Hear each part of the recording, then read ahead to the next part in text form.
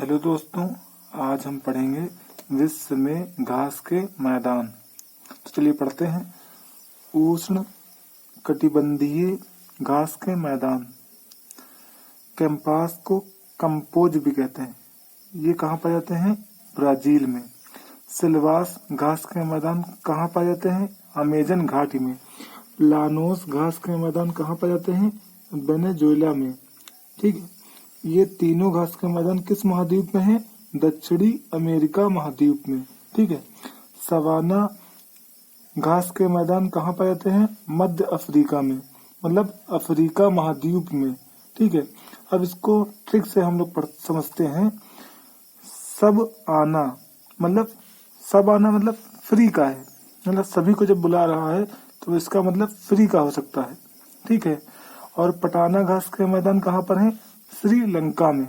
ठीक है, तो पेपर में पूछता है उष्ण कटिबंधीय घास के मैदान कौन से हैं, या फिर कहता है उष्ण कटिबंधीय घास के मैदान कौन से नहीं हैं। तो 5 ही हैं उष्ण कटिबंधीय घास के मैदान। कौन कौन से?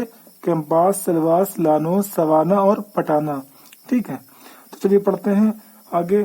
शीतोष्ण कटिबंधीय घास का मैदान।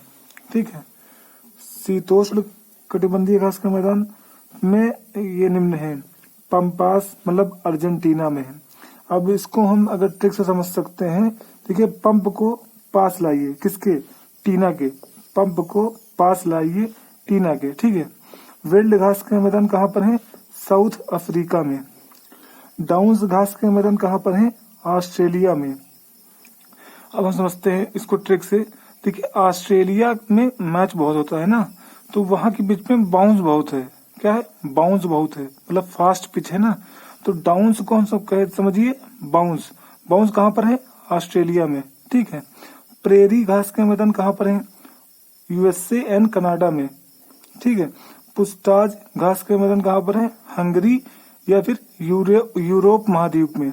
अब देखिए, जो पुष्ट लोग होते हैं, अगर ट्रिक समझना चाहते हैं तो समझें। जो पुष्ट लोग होते हैं ना, मतलब ज्यादा खाना खाते हैं, मतलब हर बार उनकी भूख भी लगती होगी तभी तो खाना खाते हैं। तो मतलब पुष्ट कह रहे हैं हंगरी हंगरी हंगरी। तो पुस्ताज घास के मैदान कहाँ पर है? हंगरी में या फिर यूरोप महाद्वीप में। ठीक है, स्टेपी घास के मैदान कहाँ पर है? यूरेशिया या फिर यूक्रेन में। ठीक है, अब इसको भी ट्रिक से समझ सकते हैं। देखिए, इस टेपी मतलब टेप कर दिया है, तो मतलब यूरेशिया मतलब यूरोप और एशिया, मतलब दोनों से मिलकर ना यूरोप, मतलब समझिए यूरोप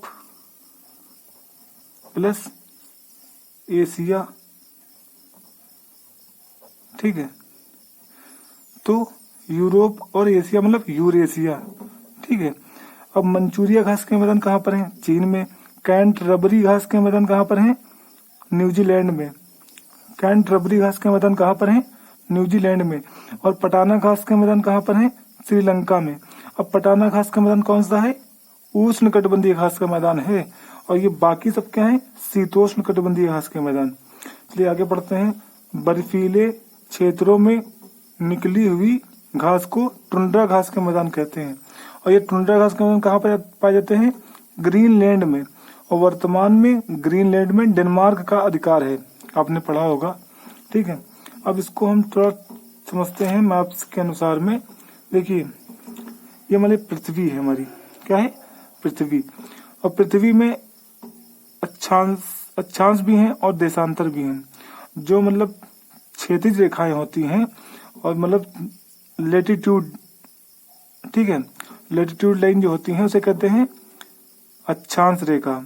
और जो लॉन्गिट्यूड जो होती हैं, जैसे कि फॉर एग्जांपल समझते हैं इस तरह से, ये पृथ्वी हो गई, और पृथ्वी में जो ये रेखाएं होती हैं इस तरह से, इसे कहते हैं देशांतर रेखा। और जो क्षैतिज रेखाएं होती हैं ऐसे ऐसे ऐसे, ठीक है, उसे कहते हैं अक्षांश रेखा। समझ गए? अब यह समझिए, 0 डिग्री अक्षांश रेखा मतलब कि 0 डिग्री लेटीट्यूड रेखा को हम क्या कहते हैं?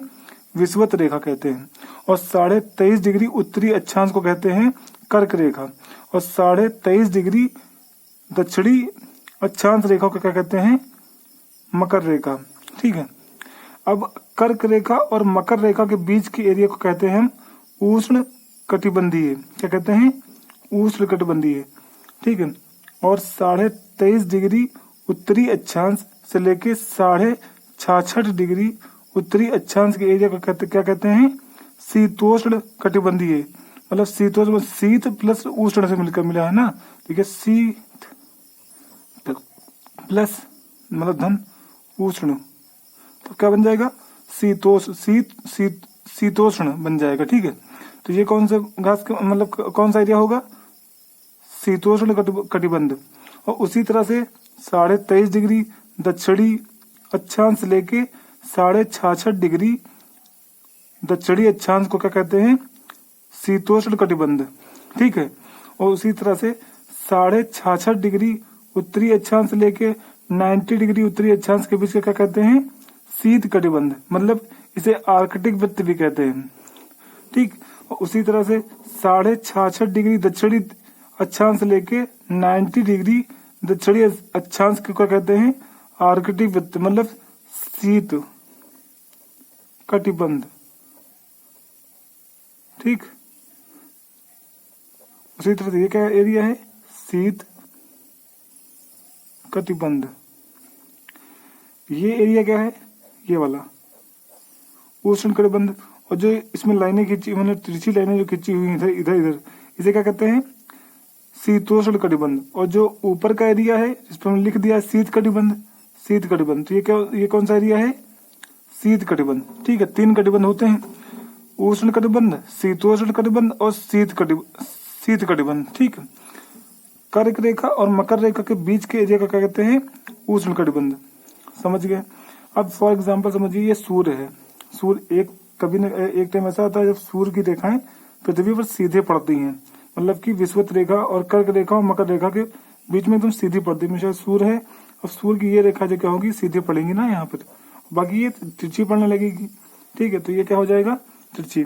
तो जहां पर सूर्य की रेखाएं सीधी पड़ती हैं पृथ्वी पर, ऐसे डायरेक्ट पड़ती हैं, तो वहां पर गर्मी बहुत होती है। उससे तब क्या होता है? मतलब ज्यादा गर्मी होगी तो मतलब उष्ण कटिबंध कहलाता है।